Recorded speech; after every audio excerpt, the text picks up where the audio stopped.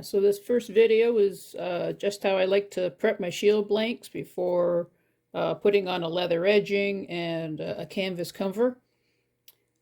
So we'll start with making all the holes that are going to need. I like to put approximately 5/8 of an inch spacing for my stitching. So if you mark that out, it's about 5/8. It's not rocket science, it doesn't have to be exact. But you want to make sure you've got enough room in there for your leather to wrap around. And if you're using car door edging or anything like that as an extra protective layer, then you need to make sure you got enough room for that as well. So an easy way of laying out your edging is take a Sharpie.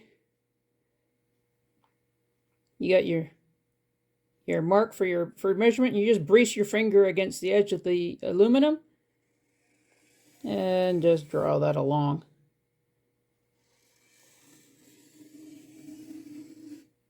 There we go, nice and easy. I like to put my stitching no more than about 1 inch apart. Anything longer than that and your threads can get caught and torn. So again, not rocket science. It's all nice estimate. And you just do that all the way around your shield. You notice I'm working from the inside of the curvature, not the outside. I'll talk a bit more about that later. I find it's just easier. If you're working from the outside, you always have to block it up on a 2x4 or something to get at it. Well, if I work from the inside, I'm always flush against my work surface and it's just a lot more stable. Now this is a spring-loaded center punch. And what I'm going to do is I'm going to go on each of my little marks. And what that does is it makes a little divot in the aluminum so that when I go to drill it, the bit has something to catch on. If you don't do that, the bit will tend to wander around and it'll skitter.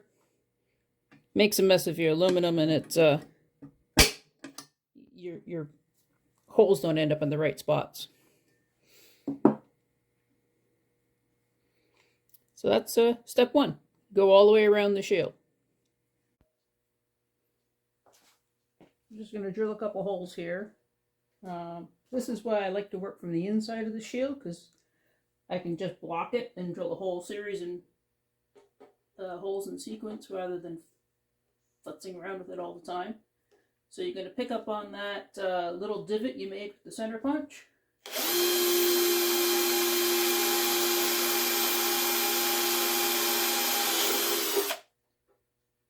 And then you can just work your way along the line.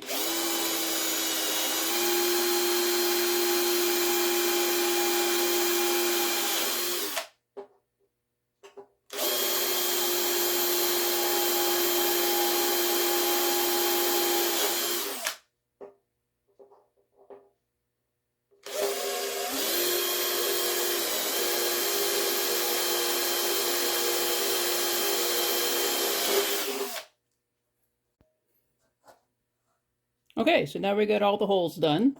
So these holes for the stitch line are 1/8 inch. And what I did in the top 2 corners, I've opened that up to 3/16 because I'm going to be adding an extra bit of leather there for reinforcement, and I want a little more room for the stitching. Now if you look right around the top edge of all those holes, there's what's called a burr. It's a little sharp edge of metal that gets kicked up when you drill. So we're going to have to take all that off so that it doesn't cut your threads for your stitching. Okay, so what we're going to want to do, if you think of the edge of your metal, it looks kind of like that, and then we drilled a hole through it. And these corners are very sharp. So we're just going to take those off at an angle, like that. So the hole is going to end up looking like that, if you really blow it up a lot. So you don't want to take this in down too far. We're going to end up with a sharp corner in the middle. So all we're going to do is just take that little bit of a corner off. You'll see a little shiny edge when we're done. Now there's a couple ways you can do that. You can just use a bigger bit, which will come in this way to make those edges.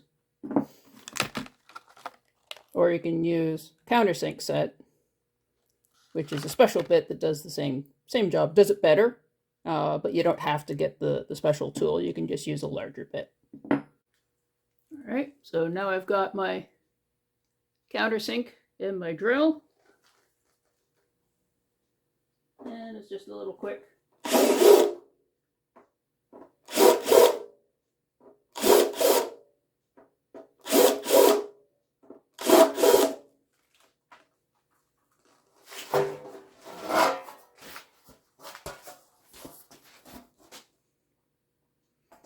And now you can see the little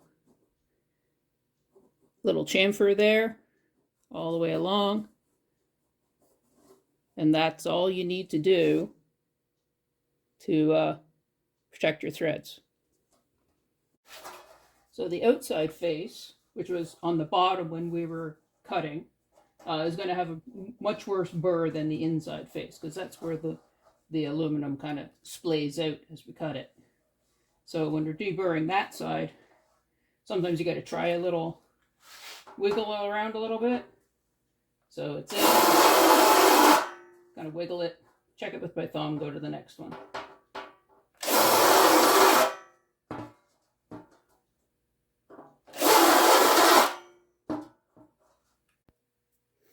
And there's all the holes drilled and deburred. So I've drilled just the pilot hole, so that's a smaller hole just to locate the top of my grip. I didn't drill the bottom one yet because I haven't got the hardware and I don't want to have the wrong spacing. I talk about how I lay that out in a different video. You can check that out if you like.